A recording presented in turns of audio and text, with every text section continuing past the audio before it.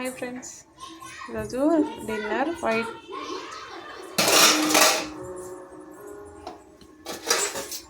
White rice. ఈరోజు ఇంకా chicken fry అవుతుంది వేడిగా.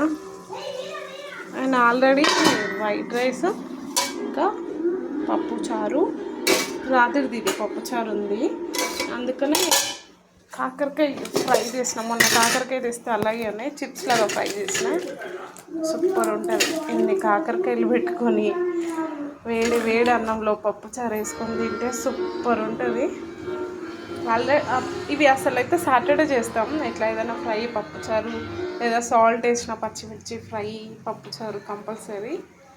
ఎందుకో తినాలనిపించి ఇంకా పప్పు కూడా రాత్రిది ఉంది కదా, అందుకని కాకరకాయ ఫ్రై చేసి వైట్ రైస్ చేస్తే మా ఆయన వచ్చేటప్పుడు ఇవి తీసుకొని వచ్చిండు. ఫ్రై చేయంటే సరే చేస్తాను. చపాతీలకైతే సూపర్ ఉంటుంది. ఇది ఒక ఇద్దరికే ఈ కర్రీ అయిపోతుంది, బాగుంటుంది.